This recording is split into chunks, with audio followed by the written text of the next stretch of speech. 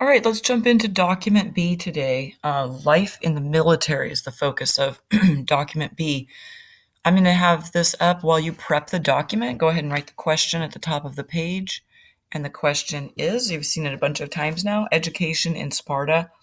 Did the strengths outweigh the weaknesses? Go ahead and write that at the top of your document while I go over some of the background information that you need to know. Here are some of the content notes. As you look at the source, you see the name of somebody here. His name is Xenophon, and he was born in Athens in 431 BC, and he was a student of Socrates. He served as a mercenary, first for the Persians and then for the Spartans against the Athenians. So he was actually a mercenary fighting for the Persians first and then for the Spartans fighting against the Athenians. He was rewarded with an estate in Sparta, though he somehow lost it. He died when he was about 80.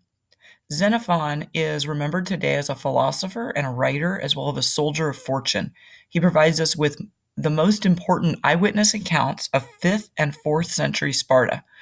Most of what Plutarch wrote 500 years later was based on the writings of Xenophon. And Plutarch, you're going to hear about quite a bit here. Some of the documents are from him. Xenophon attributed the development of the agoge training system to an early Spartan leader named Lycurgus, whom historians regarded as half legend, half real. Because of Lycurgus, or others like him, Sparta developed its strong militaristic, anti-materialistic, isolationist character. So they did not believe in materialistic things, they were very tough and militaristic, and they lived in an isolated way. Boys in the agoge occasionally joined older men at their daily mess. This was a spare, simple meal, and every Spartan soldier was expected to contribute part of the fare from his estate outside the city. The mess was seen as a chance for the younger boys to participate in the camaraderie and discipline of the larger male community. At the age of 18, the agoge boys joined the common mess full-time. The spirit of the common mess was equality. Officers ate the same food as everyone else. The boys slept in agoge barracks and on reed beds that they made themselves. All right, so that again was just some of the background information. If you want to listen to that again, you can listen again and pause as you make a few notes if you found anything interesting there. Let's use some of the information I gave you, though, to talk about the source. So this person, Xenophon, he was actually born in Athens in 431, and he actually fought as a mercenary with the Spartans in 5th century BCE. So think about whether that means he's primary source or a secondary source. The note talks about him further. Xenophon was a famous Athenian general. In this excerpt, he describes the military trainings he witnessed on a visit to Sparta.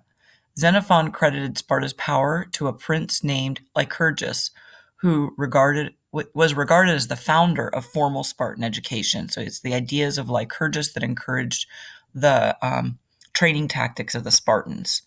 So I'm going to read this to you once through. You also can listen to it again being read once through using the online tools, and I'll show that to you in a moment.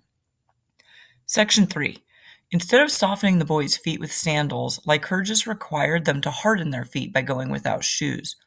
He believed that if this habit was cultivated, it would enable them to climb hills more easily and descend steep inclines with less danger, and that a youth who had accustomed himself to go barefoot would leap and jump and run more nimbly than a boy in sandals.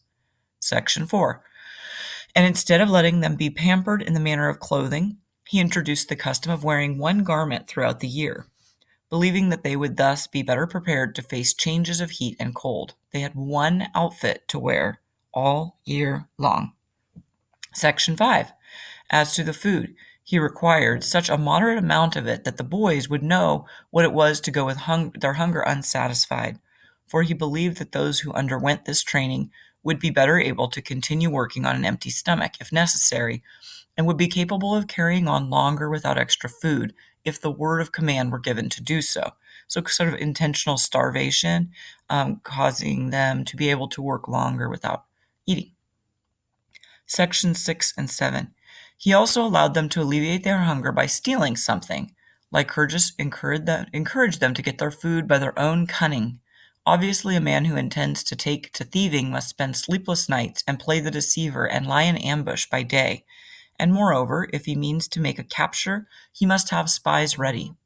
There can be no doubt, then, that all this education was planned by him in order to make the boys more resourceful in getting supplies and better fighting men. Section 8. Someone may ask, but why, if he believed stealing to be a fine thing, did he have the boy who was caught beaten with many stripes? I reply, because in all cases men punish a learner for not carrying out properly whatever he is taught to do. So the Spartans punish those who get caught for stealing badly. So they trained the boys to steal, but if they got caught stealing, they weren't sneaky enough, they were beaten severely for stealing. So they were trained to be very sneaky and cunning. All right, you're going to go ahead and reread this item by item, making some notes. I'll remind you my notes are there for your use, but please make your own notes first. And then check my notes, add anything you'd like, because I may have missed something and you may not think to add them if you're just copying my notes. When you're finished, I'm going to have you go through the analytical questions one by one. But again, try answering yourself before you reveal what I've written. I've got it set up that way if you go to present mode.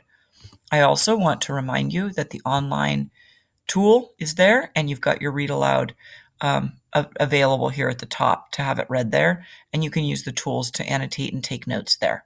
When you're finished, take your screenshots, add them to the classwork, and go ahead and turn them in.